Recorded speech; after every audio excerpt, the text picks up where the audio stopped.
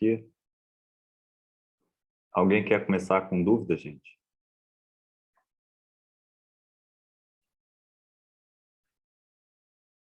Bom, pensei de hoje a gente resolver problemas para quinta-feira, né? Então, pegar uma amostragem daquela última lista de exercícios que eu passei para vocês. E aí eu pensei em começar por essa aqui. Tudo bem, gente? Alguém quer começar por Thiago, outra? Oi. só uma coisa. Que horas que vai ser a prova, afinal? Então, eu estava pensando sobre isso e conversando com a Carla, porque a nossa prova dá conflito com a prova dela para algumas pessoas, né?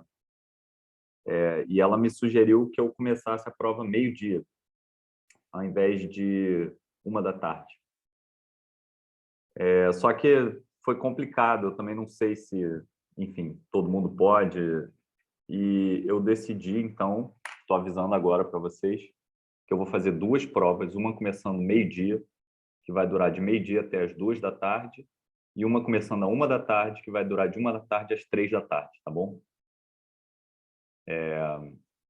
E aí, quem precisar fazer a prova mais cedo, faz. Quem não precisar, não faz. Só peço que me avise no chat o nome das pessoas que vão precisar fazer mais cedo, ou que preferem fazer mais cedo, né, já que vai ter 2 provas, para que eu possa saber se alguém realmente vai precisar ou se ninguém vai fazer, ou enfim, porque eu vou fazer 2 provas, entendeu? Vou fazer 2 provas diferentes. Então, me avisa, por favor. Me avisa no chat do WhatsApp, por favor, depois, para ficar gravado. Eu sei que algumas pessoas precisam fazer mais cedo. Tudo bem, individualmente vocês me falam, não precisa falar agora, tá? Só me avisa antes. Tiago, só um pedido. Depois, quando você terminar essa, teria como você dar uma ideia sobre uma questão que você fala sobre positrônio ou algo assim, tipo, para estimar o tamanho? Posso? Tá aqui, ó, eu vou fazer ela. É a última questão dessa prova antiga. Obrigada. Nada. Tá bom, então vamos começar, gente.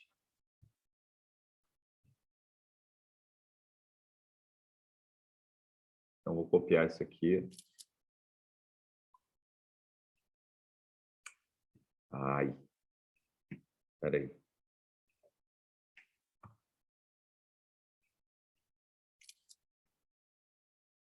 Quero isso. Então, a primeira questão, a gente tem que mostrar... Tá dando para ver? Sim, tá sim. Obrigado. Então, suponha que seja possível construir estados de momento angular orbital com alto valor semi-inteiro, né? Então, a questão aqui é alto valor semi-inteiro. Então, a gente teria que o operador de levantamento de momento angular aplicado nesse alto estado de momento angular, 1 meio, né, por exemplo, seria 0. Né? Por quê? Porque a gente viu em sala, né? Vou só relembrar aqui, que J tem alto vetor Jm, com alto valor h cortado ao quadrado, J vezes J mais 1, vezes o alto vetor Jm, e a componente ao longo da direção Z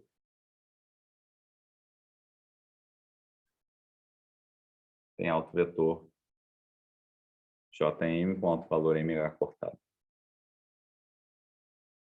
Certo? E a gente viu que o Jzinho, né, que é o momento angular total, é o número quântico que caracteriza o momento angular total. Ele, em geral, ele pode ser 0, 1 meio, 1, 3 meios, 2 e por aí vai. Ad infinito. Certo? E o M, ele vai de menos J até J. Então, eu tenho 2J mais 1 valores possíveis. Então, a gente já viu isso várias vezes. Então, a gente também viu, né, que o momento angular orbital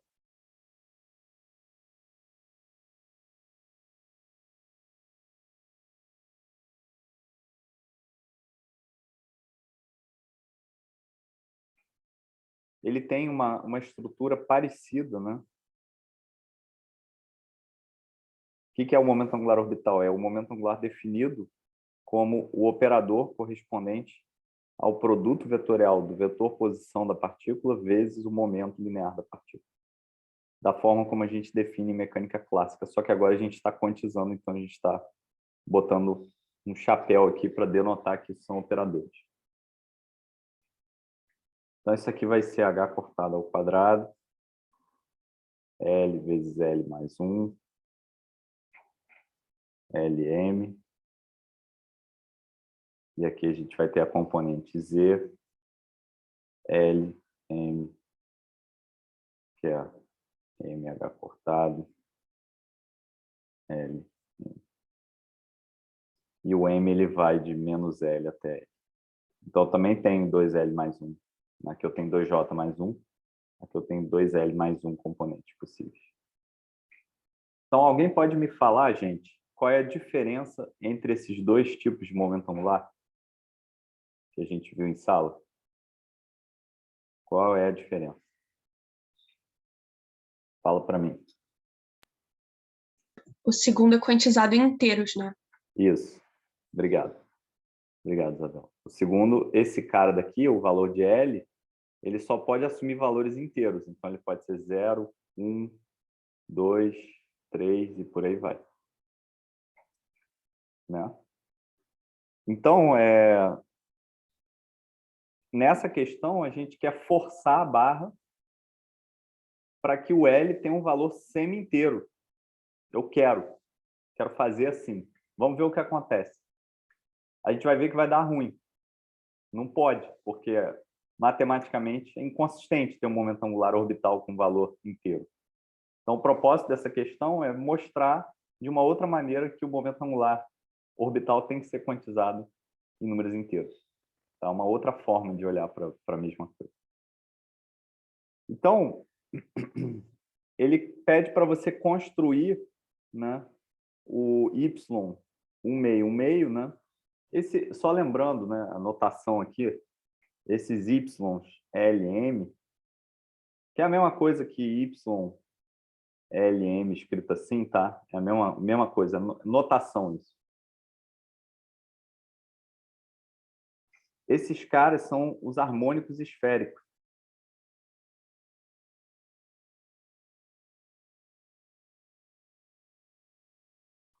Que formam uma base de autofunções para você escrever qualquer função, né? Qualquer função que seja função das coordenadas θ e φ, ela pode ser escrita como uma soma em L, uma soma em M, indo de menos L até mais L, vezes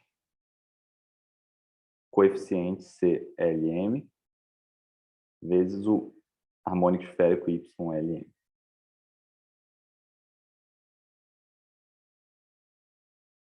Então, eles formam uma base, né? Esses caras formam uma base ortonormal. E qualquer função que eu queira escrever, que seja função das coordenadas θ e φ, pode ser expressa como uma combinação linear dos elementos dessa base. Tá claro isso, gente? L aqui vai de 0 até infinito. Tá claro isso? Essa é a ideia por trás dos harmônicos esféricos. Então, esses harmônicos esféricos, eu posso pensar neles, né, como a versão em coordenadas dos ket. Então, é a mesma coisa, né? É o mesmo objeto. Só que aqui é um objeto independente da base, aqui é um objeto expresso na base de ângulos. Tá? É a mesma, é análogo, isso tudo é análogo a eu ter psi de x da posição, ela corresponde ao ket psi, né? No espaço de Hilbert. Tá claro isso, gente? Isso é importante para tudo daqui para frente, para a vida de vocês, para a física, né? Quem for seguir na física vai precisar. Tá claro, sim. Obrigado. Esses harmônicos esféricos eles encontram aplicações em outras áreas também, né? Enfim, não só em mecânica quântica. Bom, então a gente quer tentar construir dessa forma um harmônico esférico que tenha um número quântico semi-inteiro, no meio. Então vamos tentar fazer isso. Então vamos lá. Então, primeiro, né, o L mais e o L menos, que são os operadores de levantamento e abaixamento, eu posso escrever eles como sendo menos IH cortado, que multiplica E elevado a mais ou menos Iφ, que multiplica mais ou menos I d θ, menos cotangente de θ, ddφ.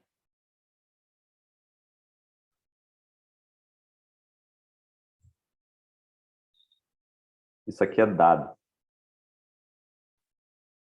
Ninguém precisa decorar isso. Isso aqui vai estar lá na prova. Tá? E a gente quer construir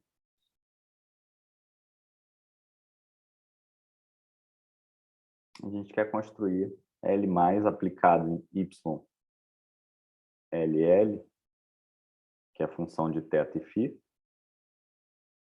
Isso aqui tem que dar zero. Então, vamos aplicar o L mais no LL. A gente quer fazer isso para L igual a meio. Né? Porque a gente quer o Y meio meio.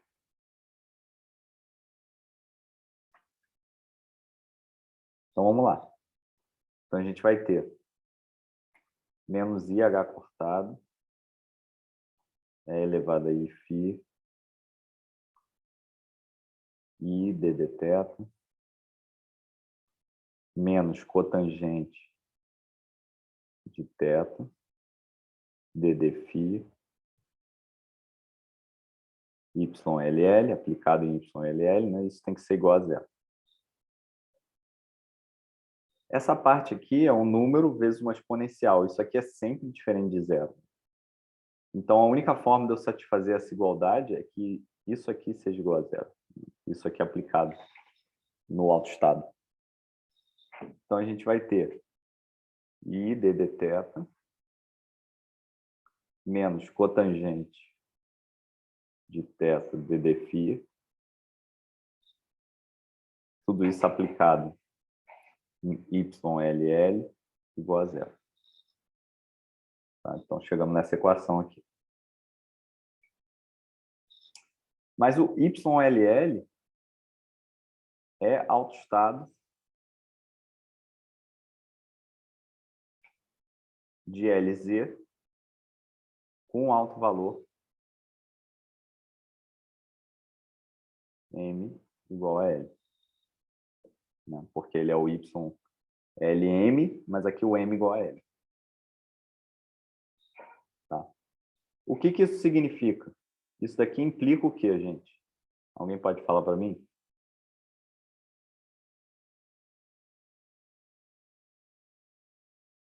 O que isso significa? Na forma do YLL. Qual é a forma que todo autovetor de LZ tem que satisfazer? Isso é importante. Vocês têm que saber isso.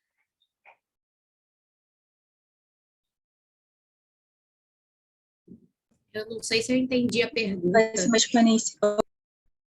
Espera aí, que duas pessoas falaram ao mesmo tempo e aí uma pessoa disse que não entendeu a pergunta e a outra pessoa começou a responder. Então, primeiro deixa eu falar melhor a pergunta.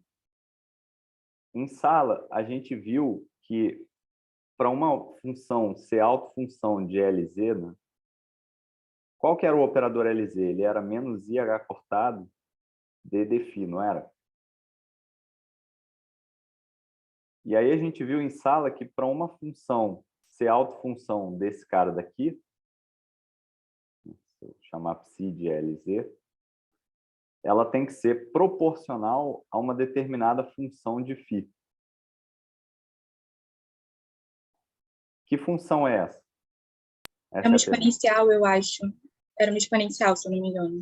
Exatamente, é uma exponencial. Isso daqui é E elevado a I, Lφ, Mas isso é função de θ e de φ, né? Então, eu tenho que multiplicar por uma função de θ. Então, todo o autoestado de LZ, obrigatoriamente, ele tem que ter a parte, essa chamada parte azimutal, né? Porque é a parte que diz respeito ao ângulo do azimuth, que é o ângulo no plano da esfera. Então, a parte azimutal, ou seja, a parte que depende de φ, tem que ter essa forma exponencial. Tá? Então, isso simplifica o nosso problema, que agora a gente vai ter uma restrição sobre isso.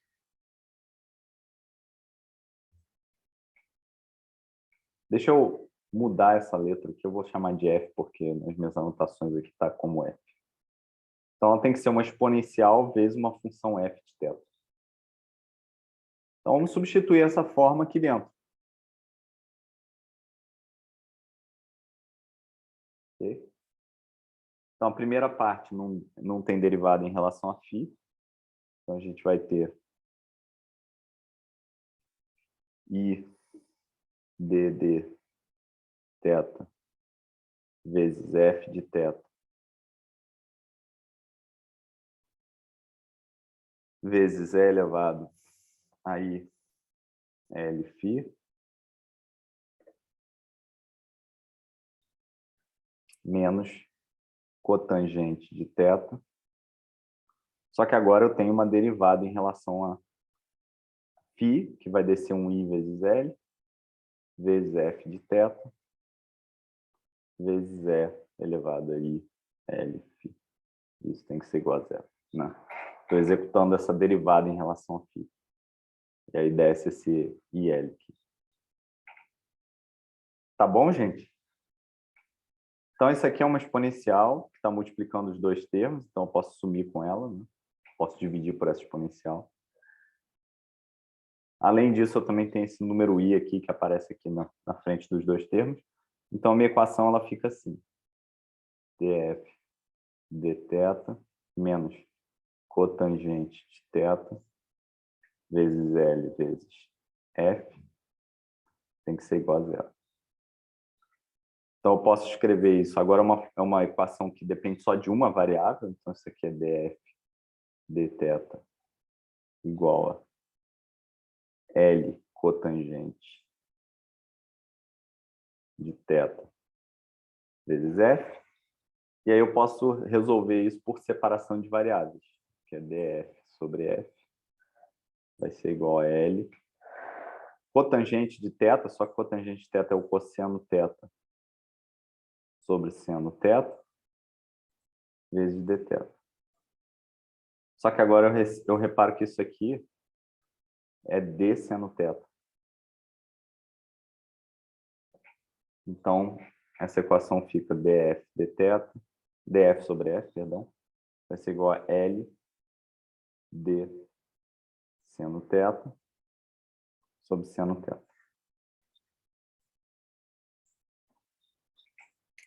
E aí a solução, a gente pode integrar, né?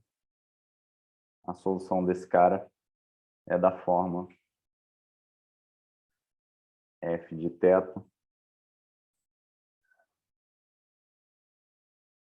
vai ser igual a seno θ elevado a e. Deu para seguir, gente? Então, a conclusão do item A é a seguinte. Quando L igual a meio, né, eu tenho que L mais aplicado em Y meio meio igual a zero, implica necessariamente que o Y meio meio vai ser igual a E elevado a I π sobre 2 vezes raiz de seno θ. Estou substituindo L igual a meio nessas expressões. Então, essa é a cara do Y meio meio que a gente encontrou por essa forma. Tá claro? Sim. Obrigado. Então vamos para o Fale item. sim, Thiago. Tiago, uma dúvida. Ali na integral de df sobre f, não deveria ser tipo ln de f? É o Que é 1 ln. sobre f. Isso, mas é o ln de f. Tem que ser igual a L vezes o ln de seno θ, né? Ah, tá. Ah, verdade. E Beleza. aí o ln de f vai ser igual a ln de seno θ elevado a L. E aí isso daqui leva para isso. Show. Não, tá ótimo. Obrigada. Nada que isso. Então, vamos construir, né, o item B agora. Construa y 1 meio menos meio, aplicando L menos no que a gente descobriu ali em cima.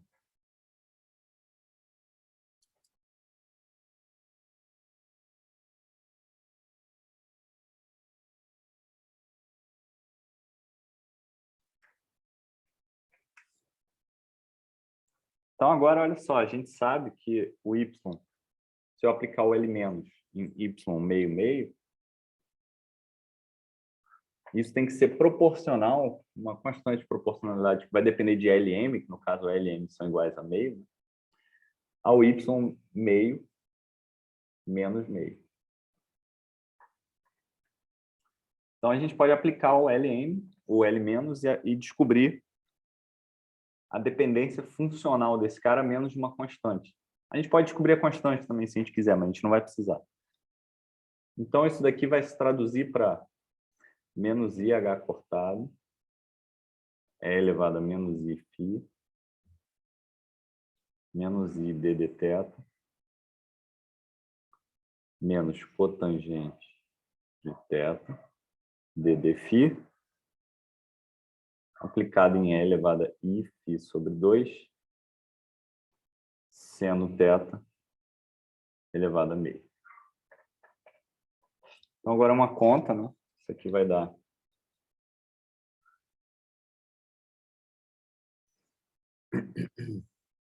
menos IH cortado é elevado a menos Iφ. Derivada em relação a θ vai descer 1 meio, então vai ficar menos I sobre 2. E aqui vai subtrair 1, então vai ficar divididos por seno de θ elevado a meio. Vezes a derivada de seno θ, que é cosseno θ. Menos cotangente de θ, que multiplica a derivada disso, de E elevado a Iφ sobre 2, em relação a φ, que é I sobre 2, E elevado a Iφ sobre 2, vezes a raiz de seno θ. Estou apertado ali, mas espero que dê para ver. Então, isso aqui vai ser menos IH cortado, E elevado a menos Iφ, menos I sobre 2, cosseno θ sobre raiz de seno θ, menos cosseno θ sobre seno θ, vezes raiz de seno θ, vezes I sobre 2. E tudo isso multiplica, né? Aqui também está, eu esqueci de botar, perdão, é elevado a Iφ sobre 2, ficou faltando. Tudo isso multiplica é elevado a Iφ sobre 2. Só que agora repara que esse termo aqui acaba sendo cosseno θ sobre raiz de seno θ também. Então, e os dois subtraem com I sobre 2 na frente.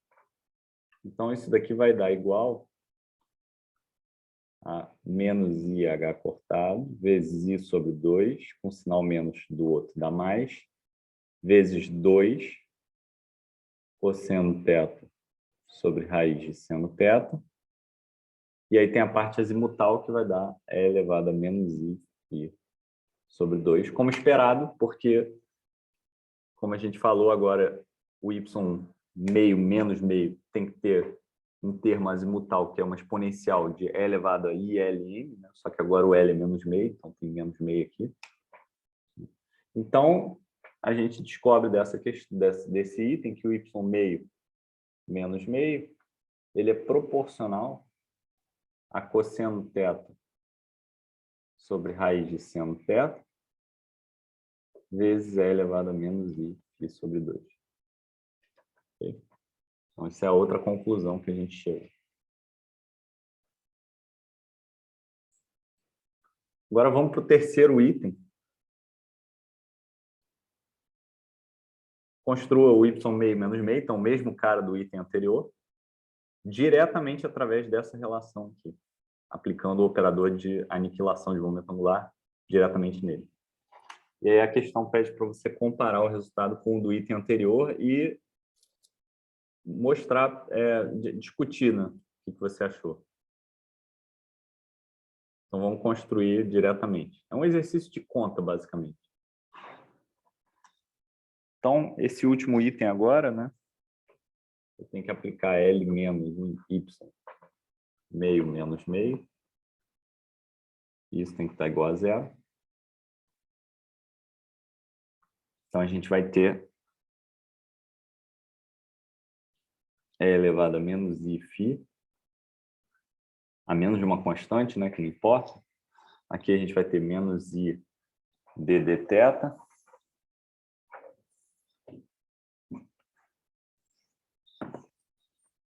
Menos cotangente de θ, ddφ.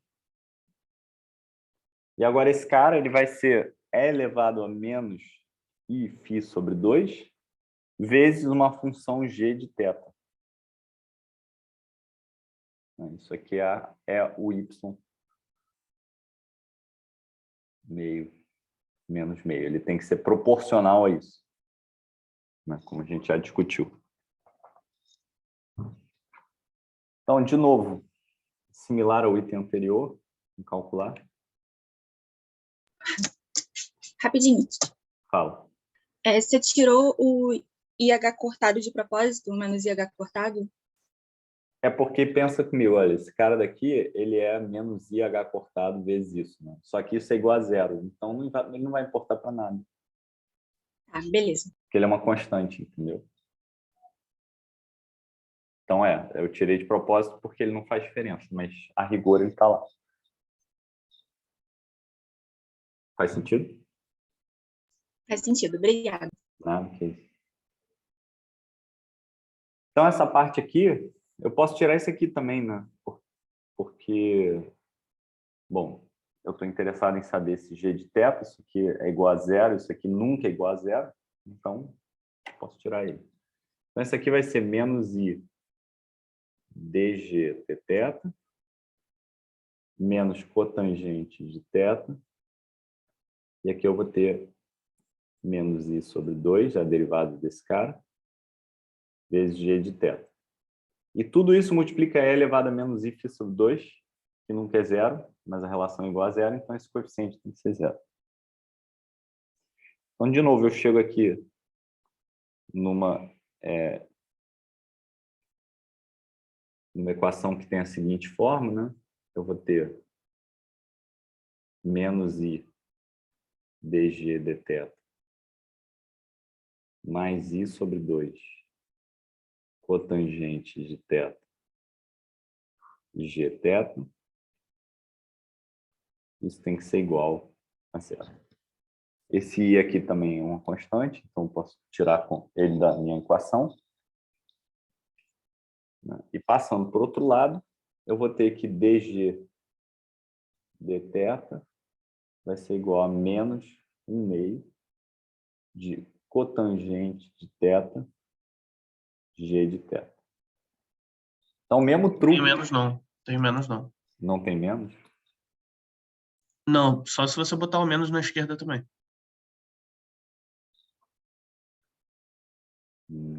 Menos I, derrom G, derrom θ. Você cortou o I, mas você não cortou o menos. Se jogar o cara para a direita, tem menos dos dois lados. Aqui tem... É entre o último passo e o penúltimo. Tá, mas eu sou lento, então tem que ver do início. Então, aqui é menos e aqui é menos também. Tá certo isso. Aqui também é menos. Isso. Isso. Aí aqui, quando derivar, vai descer o quê? Vai descer menos I sobre 2, né? Isso. Isso. E esse menos não cancela com esse menos? Sim, cancela. Só que aí sobra o menos na esquerda. Desse último passo de Ah, baixo, tá. Tá bom, tem razão. Então aqui é menos, com menos dá mais, aqui dá menos, então aqui dá mais. Isso. Obrigado. sim. Obrigado. Então, esse cara daqui... É que agora eu me perdi aqui. Isso. Então, esse cara a gente pode resolver, né? Equação diferencial, que nem a gente resolveu antes com aquela técnica do logaritmo. Então, isso aqui vai dar dg sobre g igual a 1/2 de cosseno θ sobre seno θ vezes dθ, que é igual a 1/2 de d seno θ sobre seno θ. Então, da mesma forma que aquele cara lá era resolvido pelo logaritmo, né? Aqui a gente chega à conclusão de que o y 1/2, né? Isso daqui vai implicar, né, que o g de θ vai ser alguma coisa tipo seno de θ elevado a meio, né? Isso. Seno de θ elevado a meio. Certo. E isso daqui vai significar, então, que esse cara 1/2 menos meio vai ser e elevado a menos i φ sobre 2 vezes raiz de seno θ. Certo? Só que a gente descobriu aqui em cima que ele era cosseno θ sobre raiz de seno θ, tá vendo? Então deu ruim, né? Porque isso daqui e isso daqui são contraditórios.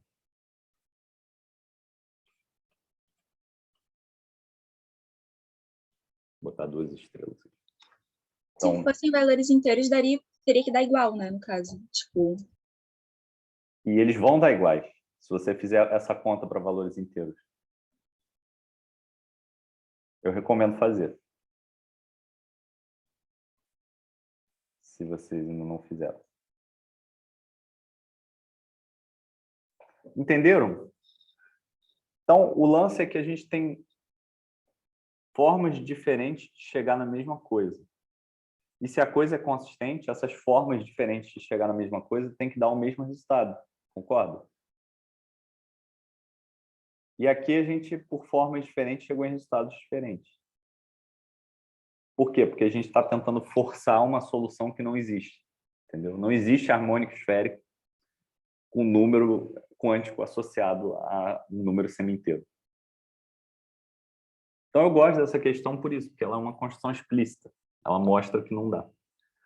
Todo mundo entendeu, gente? Alguém teve dúvida?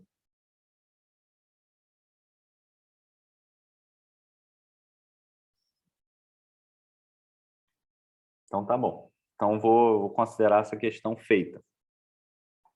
Tá? Se alguém tiver dúvida, fala agora, senão a gente vai para a próxima. Tá Então, tranquilo. oi? Tá tranquilo. Ah, obrigado. Essa questão acho que estava no Sakurai, eu peguei ela de lá. A primeira. Então vamos lá, segunda questão.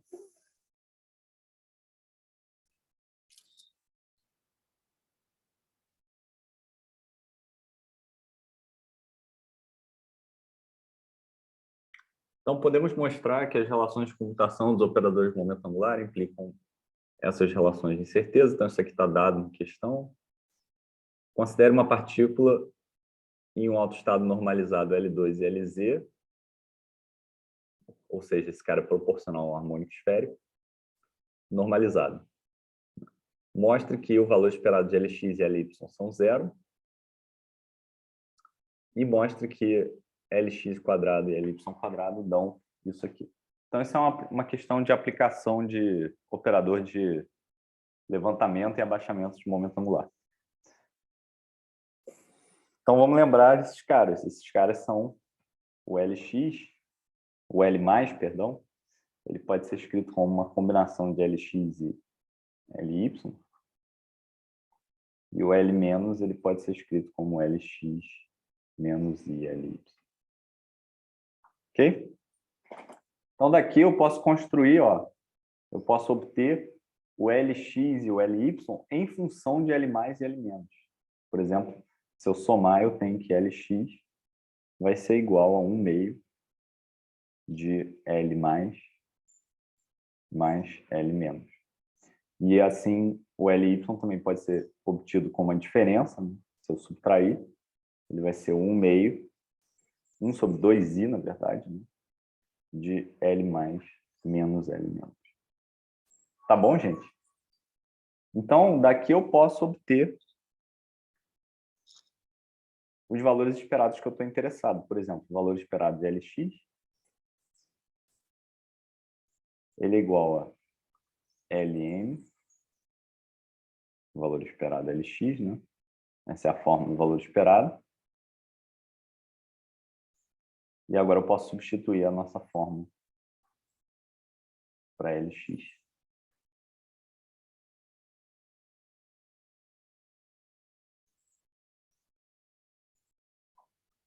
Qual é a vantagem disso? A vantagem é que a gente sabe como é que atua, né, com esses operadores L- e L+, nesses caras aqui. Mas a gente não necessariamente sabe, apesar de que a gente pode saber, né, através dessas expressões, como é que o LX e o LY atuam no alto estado de LZ. Tá? Então, essa é a vantagem de ir para essa forma. Então, isso aqui vai dar... né, vamos lá. Então, esse termo aqui, ele levanta o momento angular, né? Então ele vai dar uma coisa que é proporcional a L e M mais 1. E já esse termo aqui, ele abaixa o momento angular. Então ele vai dar uma coisa que é proporcional a L e M menos 1. Só que os autoestados de momento angular são ortogonais. A gente tem que L e M, produto interno com L', M', são iguais a delta L, L', vezes de delta M, M'. São o resultado. E aqui eu estou tomando o produto interno com o LM. Então, isso vai dar zero, concorda? Logo, o valor esperado de LX igual a zero. Então, isso resolve esse item. A mesma coisa para LY, né? A gente pode falar direto aqui.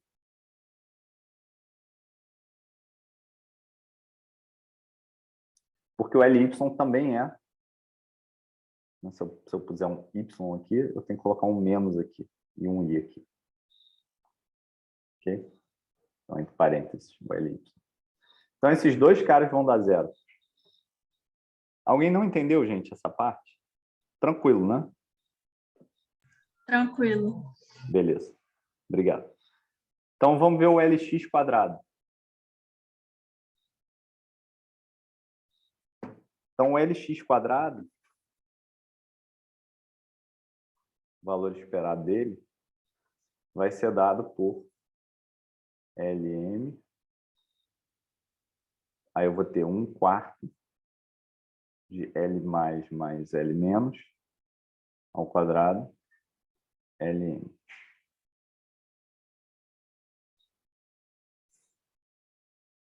Então, isso aqui vai ser 1/4 de LM,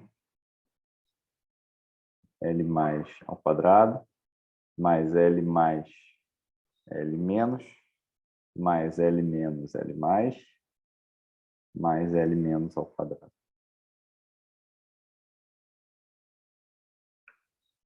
Bom, esse termo aqui, ele vai abaixar o momento angular 2 vezes. Então, quando ele tomar o produto interno com esse, vai dar zero. Esse termo vai subir 2 vezes. Então, desses 4 termos que são gerados, só 2 são potencialmente importantes. Ok?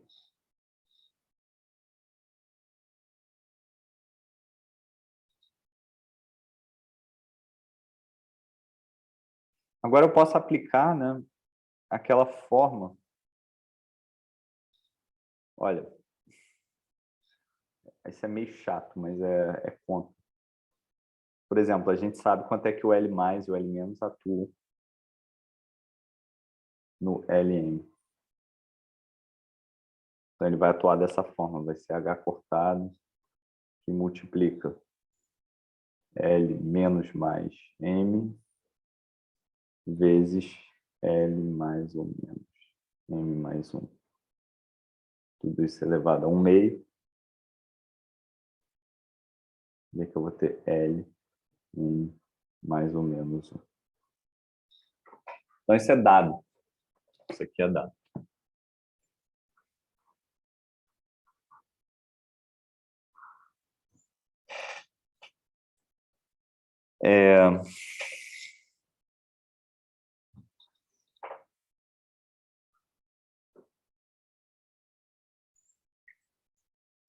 Então, vamos lá. Não tem jeito. Tem que partir para cima. Então, isso aqui vai ser L mais aplicado em L menos, aplicado em LM. Vai dar L mais aplicado em H cortado vezes Thiago, Oi? só uma sugestão. Se você jogar de um lado o L mais no da esquerda e o L menos no da direita, e fizer a mesma coisa do outro, no fim das contas, quando você tiver o produto interno, você vai ter os mesmos caras, né? Então, você já simplifica metade das contas aí. Não, você vai ter os mesmos caras, com certeza, mas por isso que esses termos estão aqui, mas você tem que saber os coeficientes, né? Sim, sim, sim. Mas aí a conta também é a mesma, né? É a mesma com algumas coisas trocadas, né? Porque essa conta não vai dar... Ela, bom, é parecido. Estou vendo aqui. Sim, é parecido. Trocam os sinais, entendeu? Entendi. Então, esse cara daqui vai ser L. A gente está aplicando o L menos, né? Então tem que colocar L mais M, que multiplica L menos M mais 1. Elevado a 1/2. E isso vai dar L M menos 1. E agora eu tenho que aplicar o L mais nesse cara. Então isso aqui vai dar... Vai ter um H cortado ao quadrado. E aqui eu vou ter uma coisa que é L mais M, L menos M mais 1, elevado a meio, que multiplica L menos M, L menos M mais 1,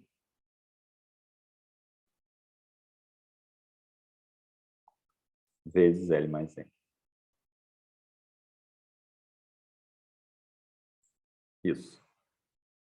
Porque agora você tem que... E agora ele volta para L. Você tem que se ligar que eu estou aplicando o L mais em L M menos 1, entendeu?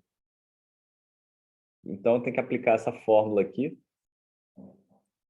não para M, mas para M menos 1.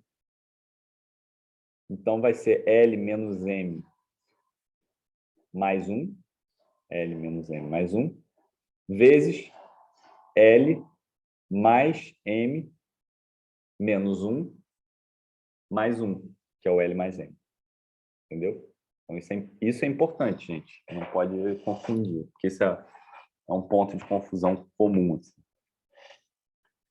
Então, isso aqui fica uma coisa do tipo assim, ó, fica H cortado ao quadrado, aí junta tudo. Aí aqui a gente vai ter L mais M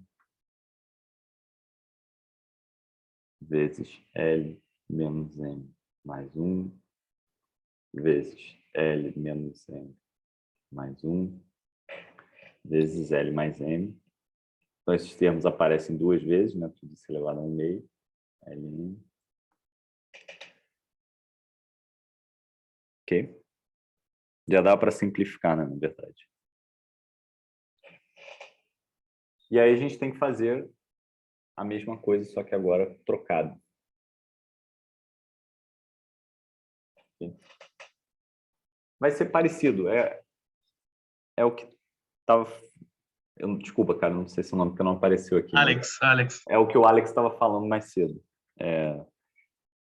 Então, essa resposta vai dar uma coisa do tipo h cortado ao quadrado. Só para fazer uma pergunta rápida. Fala. Eu mudo alguma coisa se eu aplicar o... Eu sempre confundo o cat com Bra, mas o da esquerda. Se eu aplicasse o L mais no da esquerda, tem alguma diferença na expressão? Não, né? Tem. Porque, olha só, o L mais aplicado em LM, né, o Bra associado a esse cara vai ser... Isso daqui vai ser vai ser alguma coisa, né? Isso. O Bra associado a isso vai ser LM aplicando o L mais dagger. Só que o L mais dagger, isso daqui é igual a L menos. Entendeu? Então, se eu aplicar o L menos aqui, né, nesse cara da esquerda, Ah, não, tá bom, tá bom. entendeu? Isso daqui é a mesma coisa que aplicar o dagger sobre encontrar o dual do cat associado a esse cara aqui. Entendi. Entendeu? Então tem uma diferença. Assim. Beleza. Tem que prestar atenção nisso. Tem caminhos mais curtos, assim, mas eu prefiro fazer a conta, porque principalmente se você não tem muita experiência com isso, entendeu? Se você está trabalhando com isso já há muito tempo e você já resolveu muitos problemas, às vezes você só vê. Aí você pode justificar assim, falar, dá para fazer assim, é mais fácil. Tem uma simetria aqui. Mas eu prefiro fazer a conta quando eu não estou muito seguro, assim. De boa. Bom, isso aqui vai dar, então, uma coisa do tipo L menos M. Uma sopa de letras aqui. Não é tão grande. L mais M mais 1 vezes L mais M mais 1. Também posso simplificar, porque vai aparecer 2 vezes o mesmo termo. L menos M. Tudo isso elevado a meio.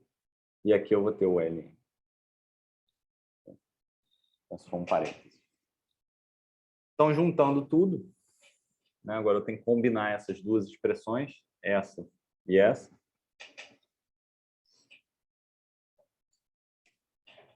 Juntando.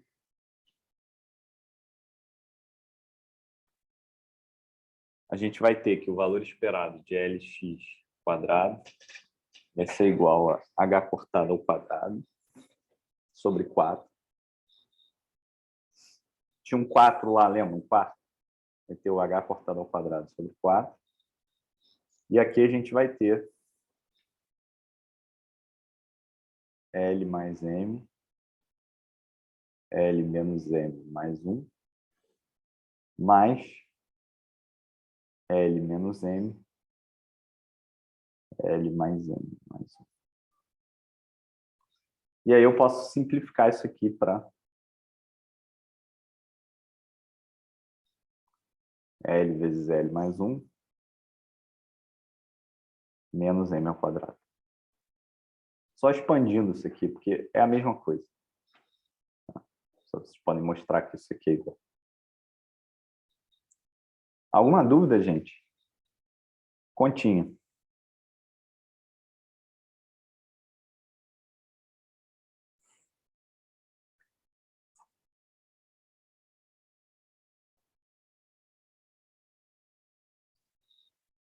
E aí o LY é a mesma coisa.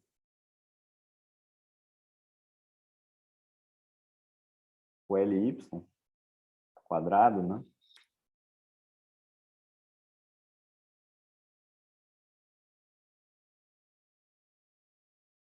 Vai ser a mesma coisa, porque olha só. Eu vou ter LM. Aqui eu vou ter 1, 4 i ao quadrado. Só que i ao quadrado é menos, né? E aqui eu vou ter LX quadrado. Perdão, L mais quadrado. Menos L mais L menos. Menos L menos L mais L menos quadrado. Tudo isso aplicado em LM. Só que o menos aqui vai cancelar com esses menos aqui, ó.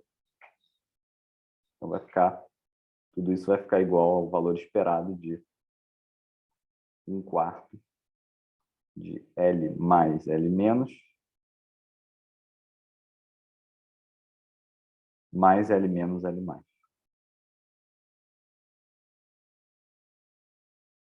Que é igual ao LX. Entenderam? LX quadrado. Então, não preciso fazer a mesma conta 2 vezes, né? Já está aqui o resultado. Então, isso aqui é igual diretamente ao LY quadrado. Tá bom, gente? Tá claro? É uma espécie de simetria. Tiago, Oi? por que fica 4 aí embaixo mesmo? Porque no enunciado estava 2 embaixo. Não, estava 2 Tava. quando é o operador LX e LY. Tem um 2. Né? Aqui a gente está calculando LX quadrado. Então, no LX quadrado mesmo. Acho que. Eu acho que é alguma coisa no enunciado mesmo. Ah, aqui está trocado, É. você acha? Será? É. Será Eu que acho que suas contas estão certas.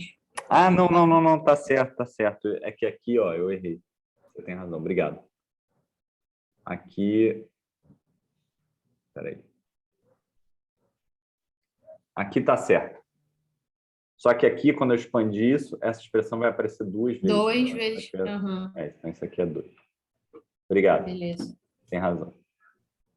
Obrigado. Mas entenderam por que o LX quadrado e o LY quadrado são iguais? Não precisa fazer a conta de novo, né? Você já sabe. Já calculou. Então, tem muito isso. Tem ver esses cortes de caminho ajuda, né?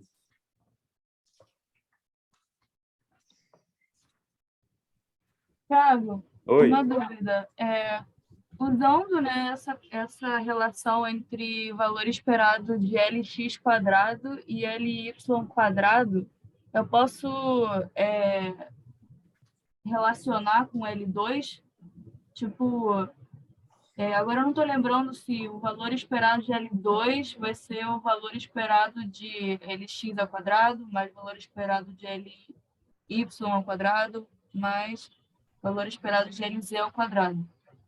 Eu posso fazer, tipo, já que eu sei o valor esperado de L2 e LX, Pode. pelas fórmulas, e aí, como eu sei que o valor esperado de LX e LY, os dois ao quadrado, né, são iguais. Pode. Olha só. Ah, tá. Posso usar esse argumento, então. Pode, olha só. Vamos ver. Foi até legal você falar isso, na real.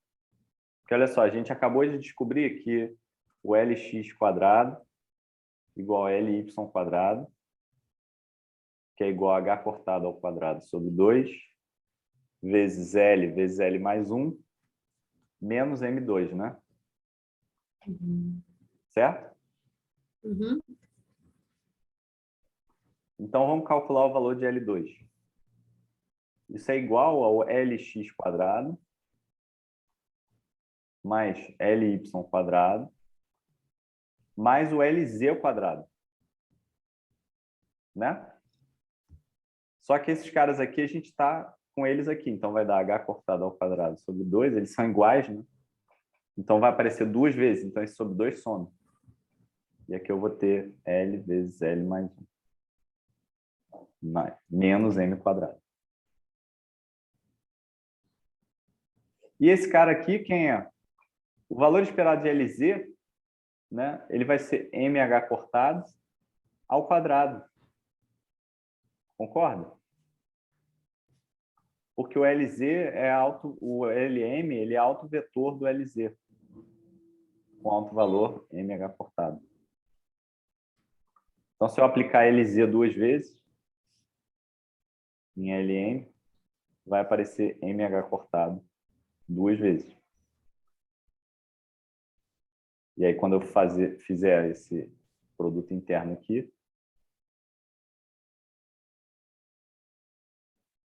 isso aqui vai dar MH cortado ao quadrado. Concorda?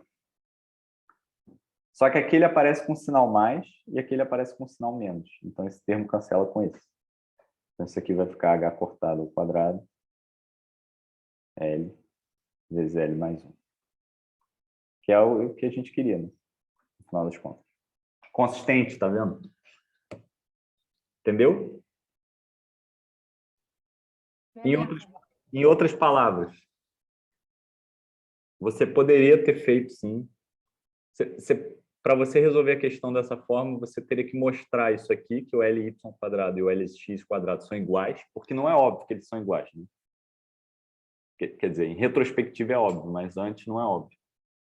E aí, se você mostrar que esses caras são iguais, aí sim você pode calcular eles como sendo metade, né? Você fala LX quadrado vai ser igual a 1 meio de L quadrado menos LZ quadrado. Entendeu? Beleza, eu tava na dúvida se eu podia usar esse argumento, assim. Mas beleza, ótimo. Pode, se você fizer direitinho, pode. Se você mostrar que o LX e o LY quadrado são iguais, você pode. Show, beleza, perfeito. Obrigada. Nada que isso. Então, isso é importante. Que não importa a forma como a gente olha, tem que dar sempre algum resultado consistente. Então, a gente mostrou isso aqui. Então, usando esses resultados, verifique a primeira relação de incerteza acima. Então, vamos verificar.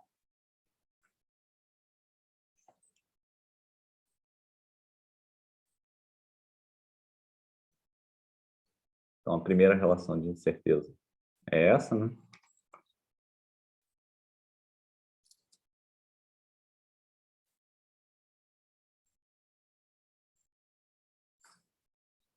Então, olha só, o delta LX vai ser igual a LX quadrado, médio, menos a média de LX ao quadrado, elevado a 1 meio. Só que isso aqui é zero. A gente já mostrou. Então, esse cara daqui é simplesmente a raiz quadrada de LX quadrado. É o desvio quadrático médio. Mesma coisa para o LY. Ok? Então, tudo que a gente tem que fazer é verificar esses caras.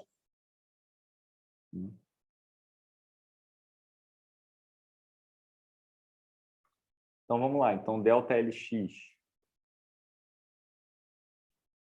vezes delta LY, isso daqui é igual a raiz de LX quadrado vezes raiz de LY quadrado. Só que esses caras são iguais, então isso aqui eu posso simplesmente escrever LX quadrado, né, que a raiz some, que eles são iguais, que por sua vez é H cortado ao quadrado sobre 2, L vezes L mais 1, menos M quadrado.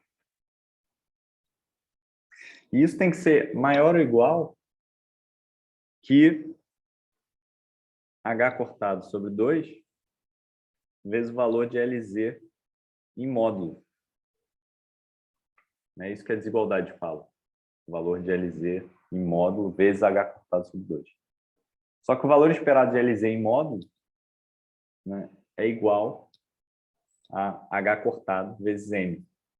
Então, isso aqui vai ser H cortado ao quadrado sobre 2 vezes M. Então, a gente conclui que L vezes L mais 1 menos M2 tem que ser maior ou igual que M. Essa é a informação que a relação de incerteza diz para a gente.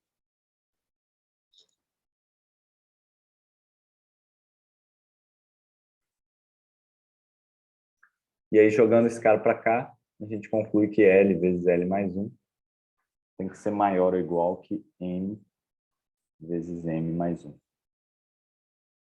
Ou ainda, a única forma de satisfazer isso é que L seja maior ou igual que M. Ou M seja menor ou igual que L. Então, o que isso aqui diz para a gente? Alguém pode falar para mim? Qual é a interpretação física? disso aqui? Vamos, gente, fala, senão a gente não vai conseguir fazer mais questões. A aula acaba às 3. E o momento angular total não pode ser... quer dizer, que o momento angular, a componente dele não pode ser maior que o total. É isso? Exato. A componente ao longo da direção Z não pode ser maior do que o momento angular total. Só pode ser... ela tem que ser menor, né, necessariamente. Né? Isso faz sentido até classicamente. É meio que óbvio isso, né? Então, nesse sentido, a relação de incerteza ela está expressando essa condição física. Tá? É a mesma coisa. O conteúdo de informação disso aqui é o mesmo que isso aqui. Essa é a conclusão. Alguma dúvida, gente? Pode subir só um pouquinho, Thiago, para eu dar uma copiada ali? Posso? Obrigada. Nada. Aí o terceiro item pergunta assim, é possível que a incerteza em Lx e Ly e Lz sejam iguais a zero? E a resposta é sim. Só tem um estado para o qual isso é verdade, que é o estado de momento angular zero. Né? Faz sentido fisicamente, concorda? Posso baixar? Pode, obrigada. Não. Então, a terceira questão, até o item B, né? Ele pede, usando esses resultados, verifique... Ah, não, esse é o item C. É possível que a incerteza de dois componentes de L seja nula simultaneamente? Justifique. A resposta é sim. E a resposta é um exemplo.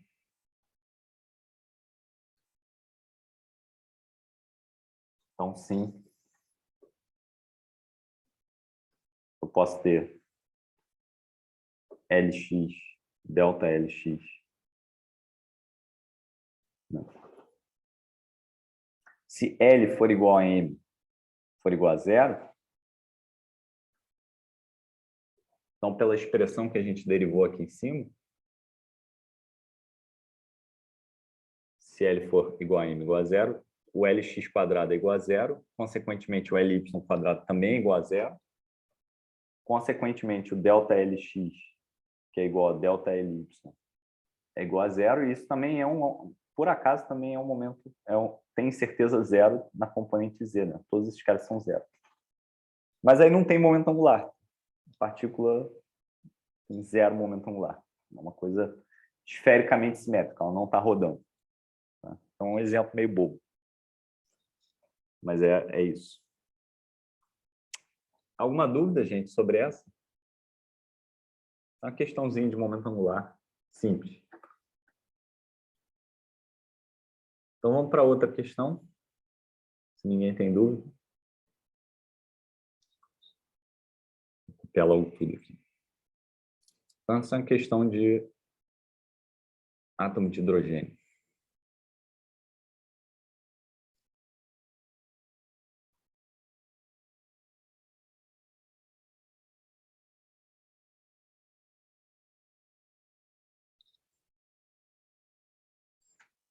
Então, seja psi, NLM, os autoestados normalizados associados a um potencial de Coulomb, onde N denota o número quântico principal, L o momento angular total e M o momento angular ao longo da direção Z. Considere a função de onda no instante t igual a zero. Então, essa é a função de onda inicial. Tá? Então, é uma questão de átomo de hidrogênio.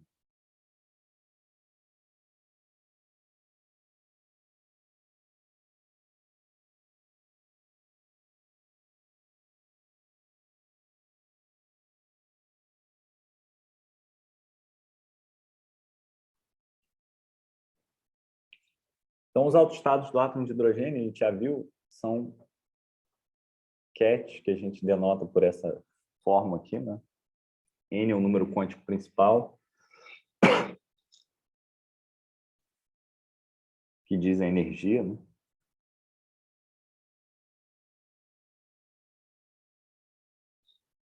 Quanto que vale a energia do átomo de hidrogênio?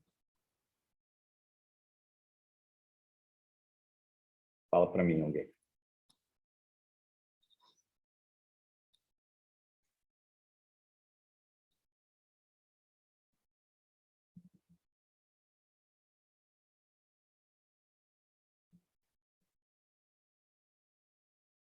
Vamos, gente. Quanto que vale a energia? A EN ou a energia de ionização? Não, eu quero saber a energia do nível. Ah, tá. É menos m² Isso. sobre 2h cortado n².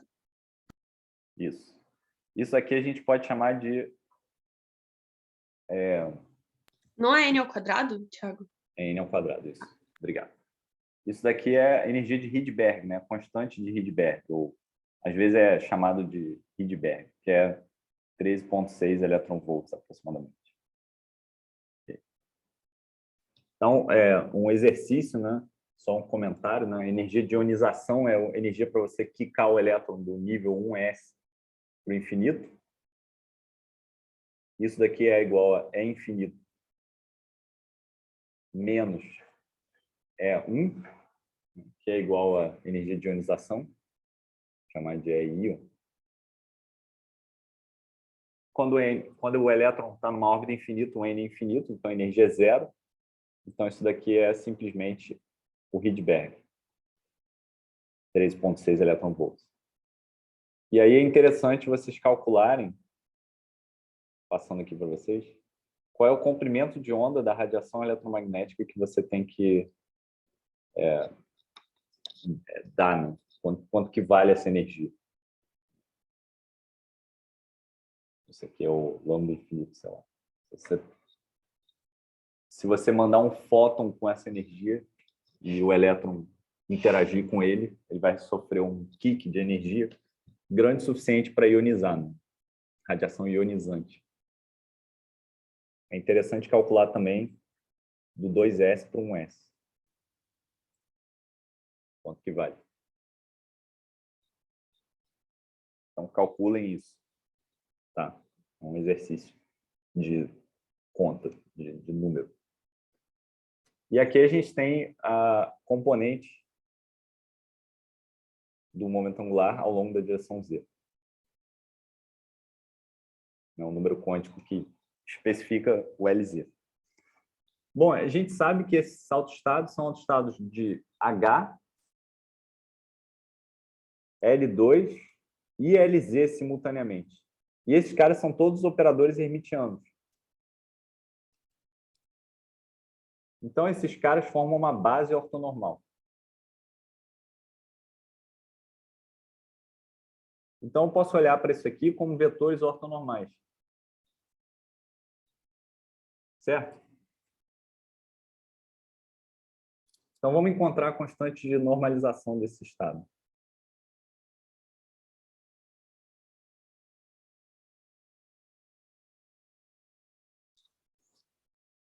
Então, olha só, isso daqui vai ser... Eu posso escrever isso em forma de ket no instante zero, como sendo uma constante de normalização que multiplica 1, 0, 0, mais 4i, que multiplica 2, 1, 0, menos 2 raiz de 2, que multiplica o ket 2, 2, menos 1. Todo mundo entende o que eu quero dizer com isso aqui? Isso aqui quer dizer que, para esse estado, n igual a 1, L igual a 0, M igual a 0. Para esse estado, n igual a 2, L igual a 1, M igual a 0. Para esse estado, L igual a 2, N igual a 2 e o M igual a menos 1. Dá para entender isso, gente? Isso está claro? Isso tem que estar claro. Alguém não entendeu isso? Pode falar, senão a gente fala sobre isso. E esses três caras são estados ortogonais. Então, o módulo desse vetor, posso calcular como eu calculo o módulo de qualquer vetor. Aliás, isso é uma coisa que eu queria reforçar sobre a prova, sobre o curso em geral, né? Não importa o que a gente esteja falando, a gente está falando aqui do átomo de hidrogênio, o negócio parece complicado, harmônicos, esféricos. Aqui. Nada disso importa. Se você sabe álgebra linear, se você entendeu a álgebra linear, se você sabe operar com matrizes hermitianas e operadores unitários e vetores, bases de vetores ortonormais, você vai se dar bem na prova, tá? Não tem como se dar mal. É uma questão de interpretação da questão em termos de álgebra linear, porque mecânica quântica é álgebra linear em espaço de dimensão infinita. Então, não precisa ficar com medo do átomo de hidrogênio. É álgebra linear, gente. Não tem nada além disso. Não tem nada. Então, isso aqui é C ao quadrado vezes o módulo desse vetor. Como é que eu calculo o módulo desse vetor? É o primeiro coeficiente, 1 ao quadrado, mais o módulo de 4i, que é 16, menos o módulo, mais o módulo de menos 2 raiz de 2, que é igual a 2 vezes 2, 4 vezes 2, 8. Concorda? Isso aqui dá C ao quadrado vezes 25. E para esse vetor estar normalizado, isso tem que dar 1. Então, a constante de normalização, a menos de uma fase global, é 1/5. Então, já normalizou. Não precisa resolver integral, não precisa fazer nada. Vão ter horas que a gente vai cair numa integral que a gente vai ter que resolver, mas aí, enfim, é a vida, né? Então, isso acontece. Tá bom, gente? Entenderam isso? Não tem dúvida sobre isso? Tá tranquilo. Beleza. Então, calcule o valor esperado. É o item B, né? Calcule o valor esperado da energia para esse estado. Então, gente, a gente já falou aqui quais são os autoestados de energia.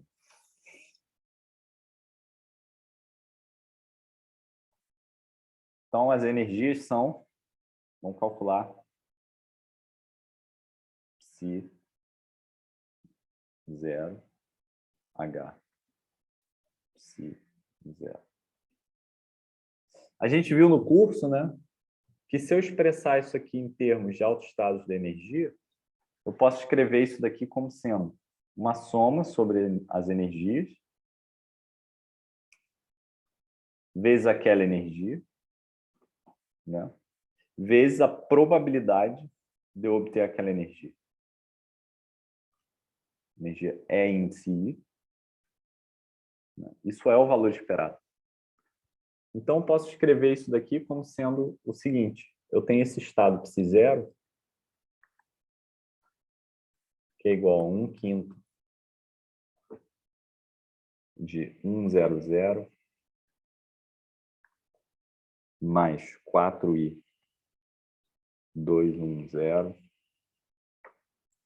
menos 2 raiz de 2, 2 menos 1. Ok? Então, qual é a probabilidade de eu fazer uma medida nos autoestados de energia do átomo de hidrogênio e encontrar o N igual a 1? Probabilidade de que N seja igual a 1. Perdão, estou escrevendo besteira aqui. Probabilidade de N igual a 1. Quanto que dá essa probabilidade? Fala para mim, alguém.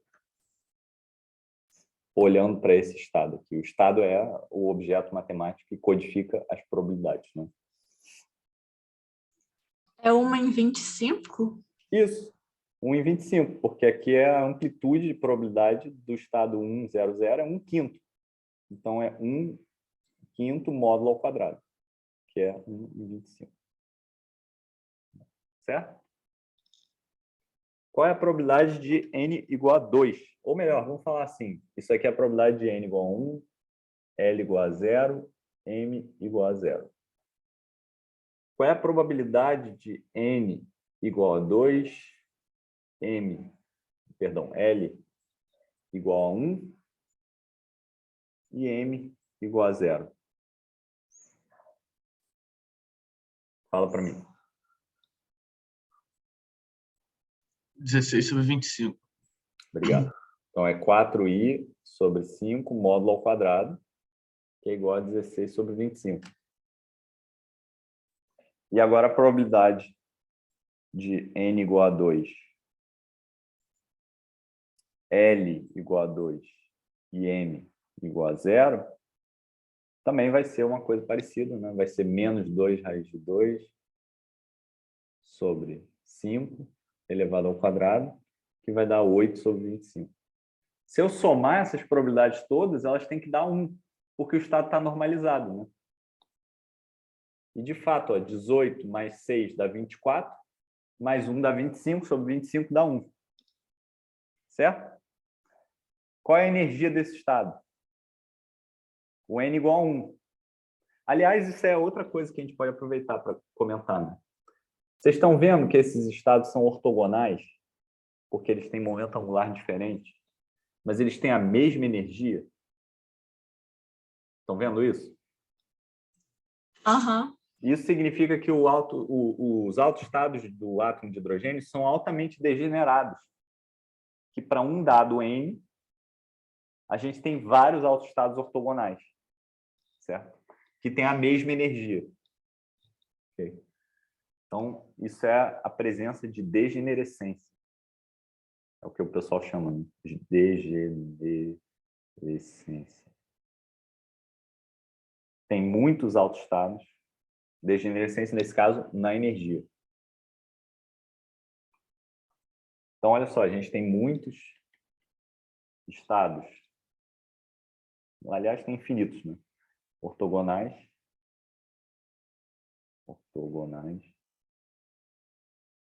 com a mesma energia. A gente não só tem degenerescência na energia, a gente tem degenerescência no momento angular também, porque para cada autovetor de momento angular L, eu tenho 2L mais 1 projeções possíveis do momento angular ao longo do eixo Z. Então, eu tenho uma degenerescência muito grande, eu tenho muitos estados ortogonais diferentes, né? Eu tenho muitos estados ortogonais diferentes que têm a mesma energia. Tá? Aliás, só fazendo um comentário, né? No átomo de hidrogênio a gente tem o próton e o elétron. Aliás, toda a degenerescência que você tem, você multiplica por 2. Porque você tem 2 possíveis spins que o elétron pode ter. A gente não falou de spin ainda, mas a gente vai falar em quântica 2. Então, todos esses estados, eles são estados ortogonais, estados distinguíveis, estados diferentes que o átomo pode estar. Ok? Então, vamos lá. Então, essas energias aqui, né, essa E1 vai ser menos a energia de Rydberg divididos por N igual a 1, que é 1. N ao quadrado, né? Mas N ao quadrado é 1. Aqui a energia vai ser E2, vai ser menos a energia de Rydberg divididos por 2 ao quadrado, que é 4. E aqui também a energia vai ser E2, que é menos a energia de Rydberg divididos por 2 quadrado, que é 4. Então, esses são os autoestados, os autovalores da energia. Então, o valor esperado da energia vai ser uma soma sobre todas as energias possíveis que o meu estado pode ter, que é a energia I vezes a probabilidade de eu ter aquela energia I.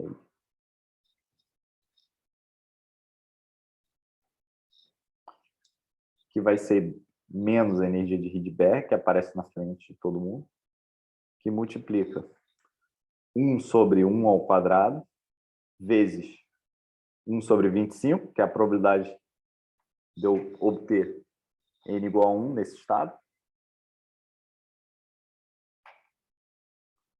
mais 16 sobre 25 divididos por 4, mais 8 sobre 25 divididos por 4. Ok? Isso aqui é uma conta que vai dar menos a energia de Rydberg vezes 7 divididos por 25. Alguma dúvida, gente? Aí você pode botar lá numericamente, sei lá, isso aqui é menos 13,6 eletronvolts vezes 7 sobre 25. Tem um número com unidade. É bom. Tudo bem, gente? Alguma questão? Alguma dúvida? Então, vamos lá. O item C. No item C, calcule o valor esperado de L2.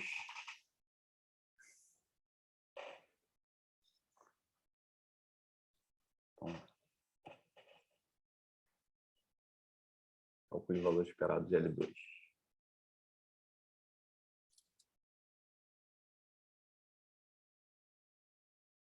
E o estado que a gente quer considerar, vou copiar ele aqui de novo.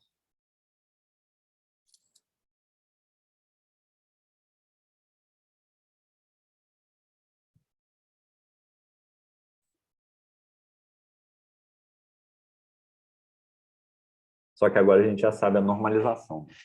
Isso aqui é 1/5.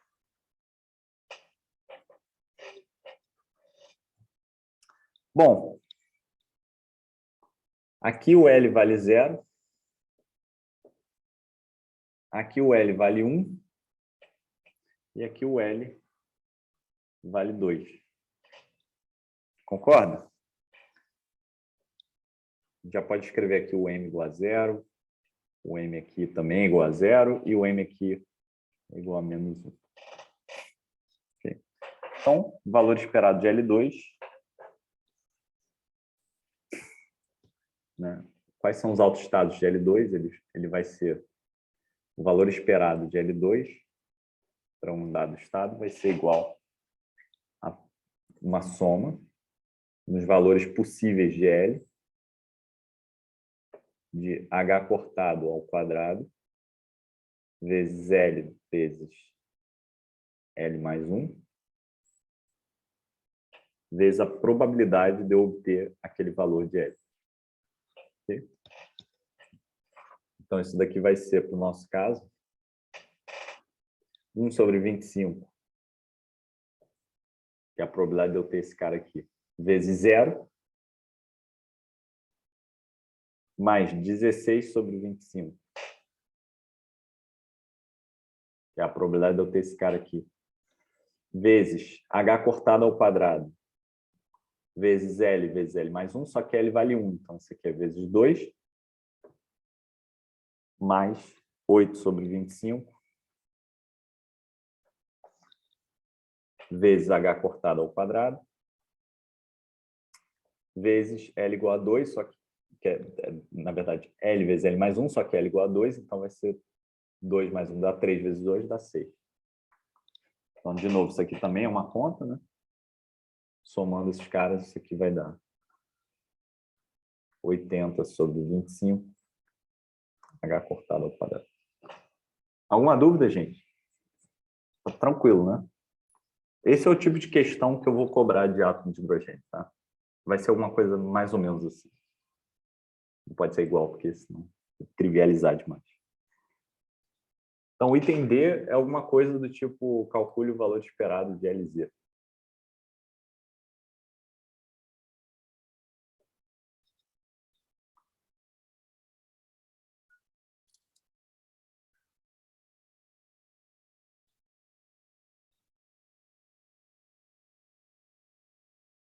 Mesma ideia, vou escrever aqui a resposta. Então, LZ vai ser a probabilidade de eu obter o primeiro cara vezes o valor de LZ. Vai ser 1 sobre 25 vezes M igual a 0, né, nesse caso, mais 16 sobre 25 vezes M igual a 0 também.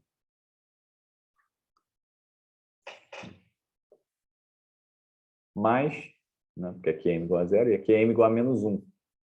Então, menos 8 sobre 25 vezes H cortado. Então, isso aqui vai dar menos 8 sobre 25 H cortado. Então, esse é o valor esperado.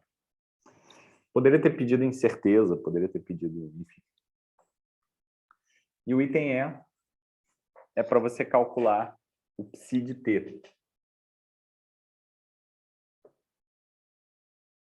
Quanto que vale isso? Então, esse psi de T, né? Vamos, de novo, olhar para o psi de 0. Isso daqui vai ser 1/5 de 100 mais 4i 200, perdão, 210.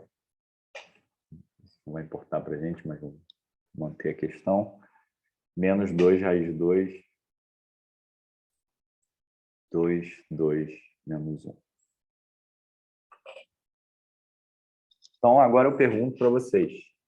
Se eu tenho um estado qualquer escrito na base de autoestados da energia, como é que eu escrevo o estado num instante qualquer do tempo? Fala para mim.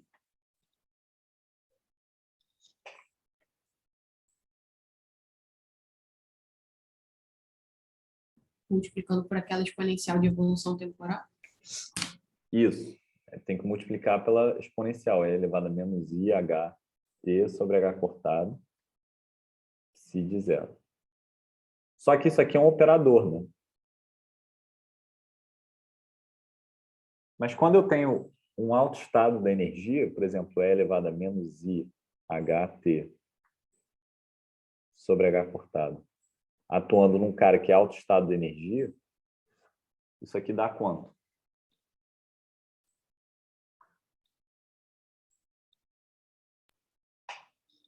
No caso do Hamiltoniano fica alta energia, né? Isso. Fala para mim. Alguém estava falando ao mesmo tempo. Desculpa, não deu para ouvir. No local do Hamiltoniano fica energia na exponencial. Isso. Aqui, quando eu estou atuando com esse operador num alto vetor do Hamiltoniano, isso aqui pode ser escrito como E elevado a menos I ET sobre H cortado vezes E, onde isso aqui agora é um número, né? Isso aqui era um operador com alto vetor dado por esse cara, e esse alto valor é dado por essa exponencial aqui, número complexo. O estado aí era para ser Ezão, não? Na direita. Ezão, obrigado. Eu tô louco. Então, como é que isso aqui atua nesse estado aqui, gente? Que já está de graça, de mão beijada, escrito em termos de autoestados da energia. Ó.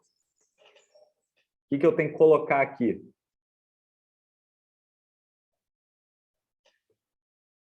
Tem que colocar as fases relativas, né?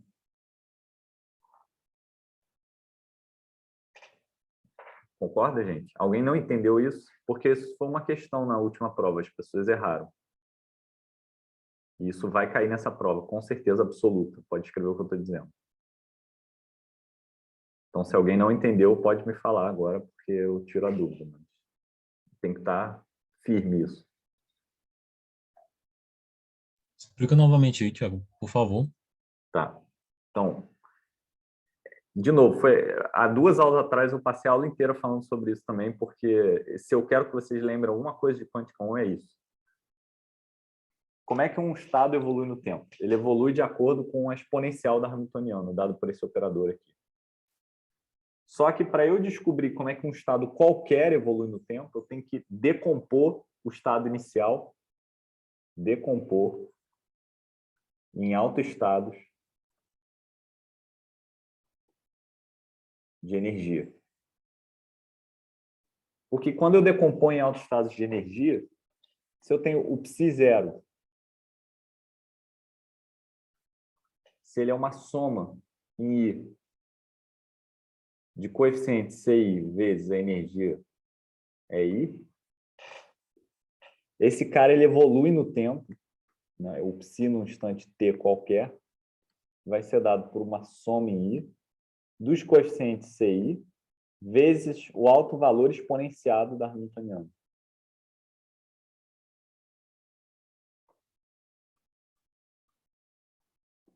É assim que se calcula a dependência temporal em mecânica quântica. Esse cara daqui, ele dá a dependência temporal.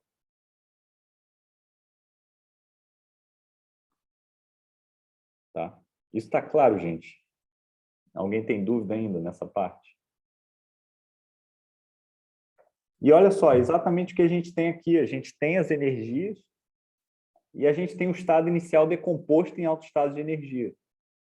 Então, o psi de t se eu quiser calcular, vai ter que ser, colocar aqui E elevado a menos I é 1t sobre H cortado. Aqui eu tenho que colocar E elevado a menos I é 2t sobre H cortado. E aqui eu tenho que colocar E elevado a menos I é 2t sobre H cortado. É assim que eu calculo o psi de t. Então a resposta vai ficar assim. Vai ficar psi de t vai ser igual a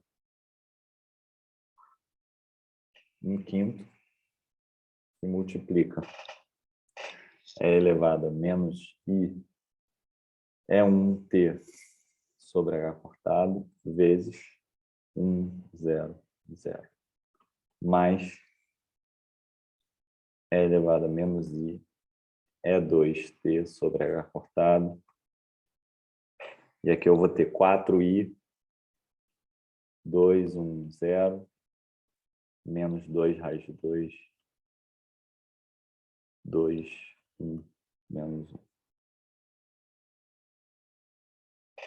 Aonde esses EN estão definidos, né? Porque eles são as energias do estado do átomo de hidrogênio, dos autoestados do átomo de hidrogênio. Então, o EN ele é igual a menos a energia de Rydberg divididos por N quadrado. Então, essa é a resposta. A evolução temporal é dada por fases relativas, onde cada autoestado da energia que compõe o meu estado vai ganhar uma fase relativa àquela energia. Está claro isso, gente? Então, isso é importante. É como calcula a evolução temporal. Alguém quer fazer alguma pergunta sobre essa parte? Até agora está claro para mim. Obrigado. Bom, aí a última questão. Use seus conhecimentos de mecânica quântica ou física em geral, né? Vale tudo aqui, para estimar o tamanho característico do positrônio. Isso é um estado ligado de um pósitron com um elétron. Estime a energia de ligação. Vou copiar aqui. Alguém tinha pedido para fazer.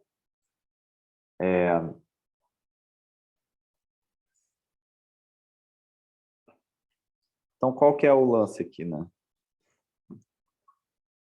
O lance aqui, a gente pode usar aquela ideia do problema de Kepler, né?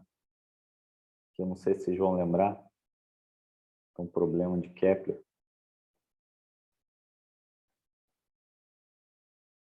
Em mecânica clássica, que diz o seguinte: lá em mecânica clássica, né, a gente geralmente tem o Sol, né, e a Terra orbitando em torno do Sol, ou uma partícula de massa muito grande orbitando em torno de uma partícula, perdão, uma partícula de massa muito pequena orbitando em torno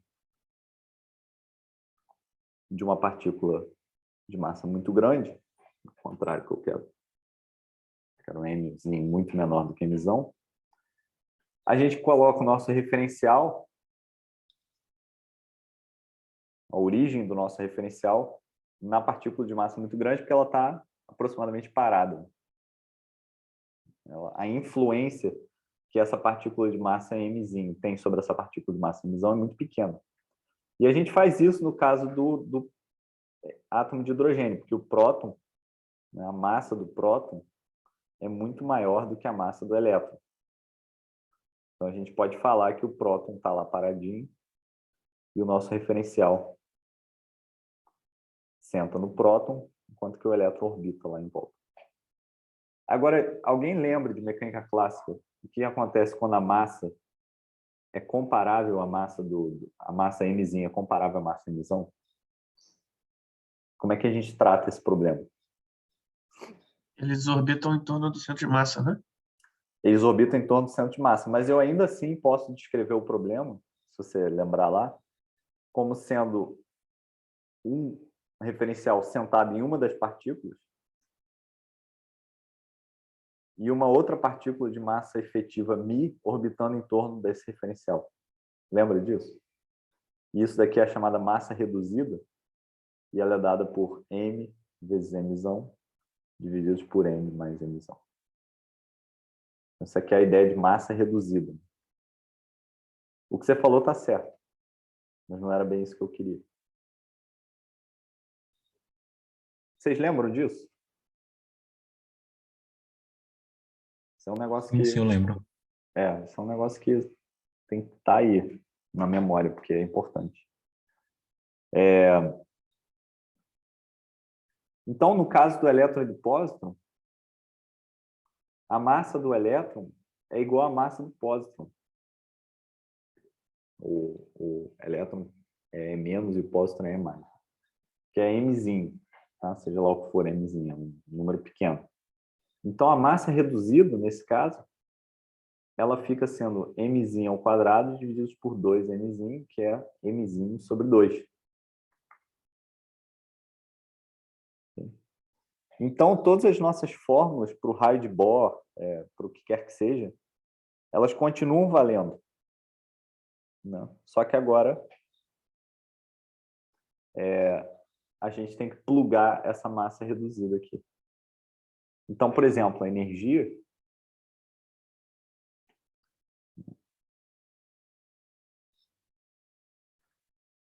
A energia vai ser dada por... Peraí, cadê?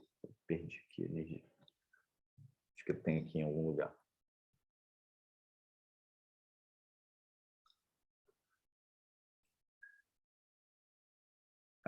Essa energia de Rydberg ela vai mudar, né? Deixa eu catar aqui o valor da energia.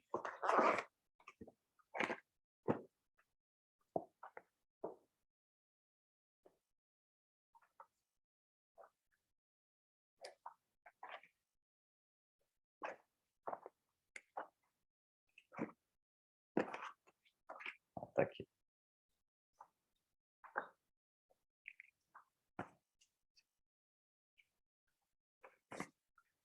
Então, o raio de Bohr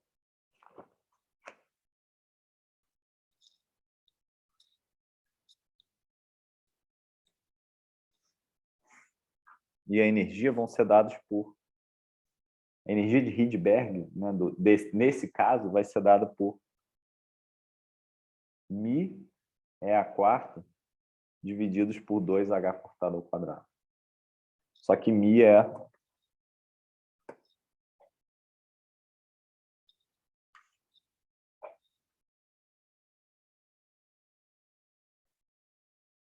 m sobre 2. Então, ele tem energia menor, um pouquinho menor. Okay? E o raio de Bohr é dado por h cortado ao quadrado sobre μ é ao quadrado, que é igual a 2 vezes h cortado ao quadrado sobre m na quarta. Okay? Então, a energia é linha e o raio de Bohr é linha, né? Esse cara é 2 vezes o raio de Bohr usual, então faz sentido, né? Porque ele está mais fracamente, ele é maior, né? Mais fracamente ligado, e a energia é menor, é metade, basicamente. Então era só isso. Tem uma outra forma de fazer que é mais interessante, talvez seja mais... Tem até no Shankar isso, que é você estimar pelo teorema do virial, que é o seguinte, e pelo princípio da incerteza, né? Você fala que ΔP, ΔR é da ordem de H cortado sobre 2, então a função de onda do átomo de hidrogênio no nível 1S satisfaz isso, né? Então o momento é meio análise dimensional, isso não é muito bom não, mas funciona. Então o momento é dessa ordem, né? Então a gente tem E ao quadrado sobre R. Isso é da ordem de P ao quadrado sobre 2μ, né? Teorema do virial. E eu tenho o momento dado pelo princípio da incerteza. Então, eu vou ter que E ao quadrado sobre R é da ordem de H cortado ao quadrado sobre 4r ao quadrado, divididos por 2μ, só que μ é m sobre 2, então aqui fica m. Então, r é da ordem de 4r ao quadrado. Perdão.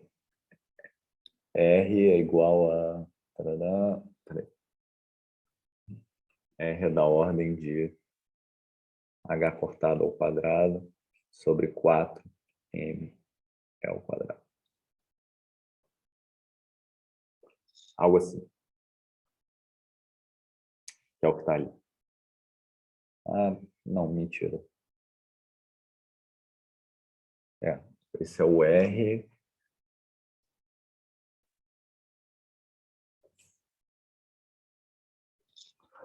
Deixa eu ver se eu errei alguma coisa aqui.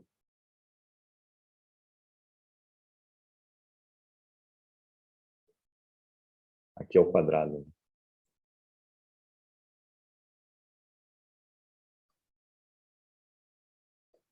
Essa estimativa aqui é mais crua, ela é meio ruim. Não é muito bom fazer isso, não. Mas vai funcionar também. Enfim, era uma questão de você sabe se ligar nessa coisa da massa reduzida. Tá bom? Alguma dúvida, gente? Alguém quer terminar fazendo alguma pergunta?